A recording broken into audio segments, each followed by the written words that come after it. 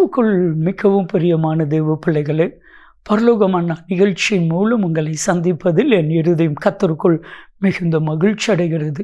உங்கள் எல்லாரையும் இயேசு கிறிஸ்துவின் இன்பையின் நாமத்தினாலும் கிராஸ் டிவி ஊழியங்கள் சார்பாக என் அன்பின் வாழ்த்துக்கள். இன்றைய பரலோகமன்னா, நிச்சயம் உன்னை ஆசீர்வதிப்பேன். இந்த வார்த்தையை சொல்கிறது மனிதன் அல்ல. முதல்ல நல்லா புரிந்து கொள்ளுங்க, மனிதன் அல்ல. மனிதனால் உங்களையோ என்னையோ மற்றவர்களை ஆசீர்வதிக்க முடியாது.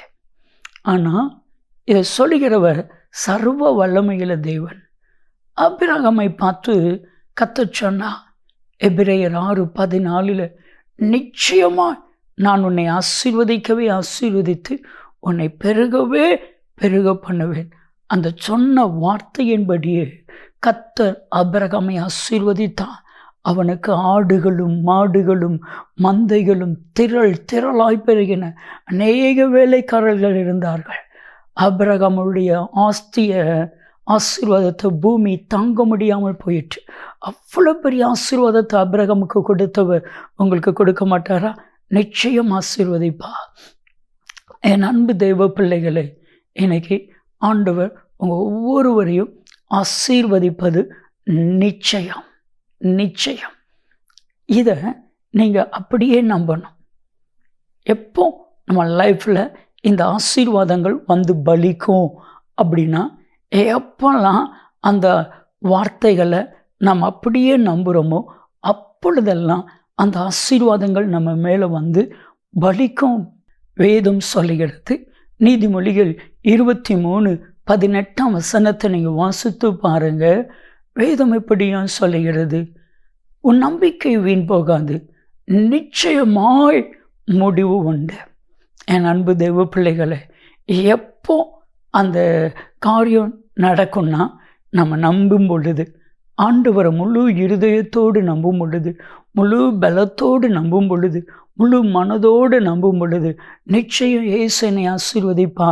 அவர் மேலே அசைக்க முடியாத நம்பிக்கை வைக்கும் பொழுது அந்த ஆசீர்வாதங்கள் எல்லாம் நிச்சயமாக உங்கள் மேலே வந்து பலிக்கும். நான் சொல்லட்டுமா? எல்லாரும் விசுவாசிப்பீங்களா? ஆண்டவர் சொன்ன ஒவ்வொரு வாக்கு தத்தமும் உங்கள் மேலே வந்து பலிக்க போகிறது. நிச்சயம் நீங்கள் ஆசீர்வாதமாக இருப்பீங்க. நிச்சயம் அநேகருக்கு நன்மையாக இருப்பீங்க. ஒரு சகோதரர் அவருடைய சாட்சி என்று சொல்லும் பொழுது சொன்னார், பிரதர், நான் ஒரு சாதாரண ஒரு கடை வச்சுருந்தேன். சாதாரண ஒரு டீ கடை வச்சுருந்தேன். அந்த டீ கடைக்கு ஒரு பாஸ்டர் எனக்கு பழகினார். ஸோ அவர் மூலமாக நான் ரட்சிக்கப்பட்டேன். அப்பொழுது ஆவியானவர் சொன்னால், இது உன்னுடைய நிலைமை அல்ல, நிச்சயம் நான் கூட இருந்து உன்னை ஆசீர்வதிப்பேன், உன்னை ஆசீர்வதிப்பேன். அப்போ தான் எனக்கு ஒரு நாள் ஒருத்தர், தம்பி, என் வீட்டில் ஒரு மாடு இருக்குது, நீ வாங்கிக்கிறியா ஆடு கேட்டாங்க. ஆண்டவர் சொன்னால், நான் உன்னை பெருக பண்ணுவேன், நீ அதை வாங்க.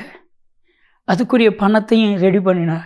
1 மாடு வாங்கினேன், 2 மாடு ஆச்சு, 2 மாடு 4 மாடு ஆச்சு, 4 மாடு 16 ஆச்சு, 16 20 ஆச்சு. இப்போ 100க்கு மேற்பட்ட மாடுகளை வச்சிருக்கிறேன். கர்த்தர் என்னை ஆசீர்வதிச்சிருக்கிறாரு. என் அன்பு தெய்வ பிள்ளைகளை, நீங்கள் உலகத்தின் பார்வையில் சாதாரணமாக இருக்கலாம், உங்கள் பார்வையில் சாதாரணமாக இருக்கலாம். ஆனால் நிச்சயம் கர்த்தர் உங்களை ஆசீர்வதிப்பா, மாற்றமே இல்லை. ஜெபிக்கலாமா? அன்பின் தகப்பனே, நீர் உம்முடைய அன்பு பிள்ளைகளை ஆசீர்வதிப்பீராக. நீர் அப்படி செய்கிறதற்காக உமக்கு நன்றி. இயேசு கிறிஸ்துவின் நாமத்தில் ஜெபிக்கிறோம் ஜீவனுள்ள பிதாவே. ஆமென், ஆமென். நன்மையும் கிருபையும் ஆசீர்வாதங்களும் நிச்சயமாய் உங்களை தொடரும்.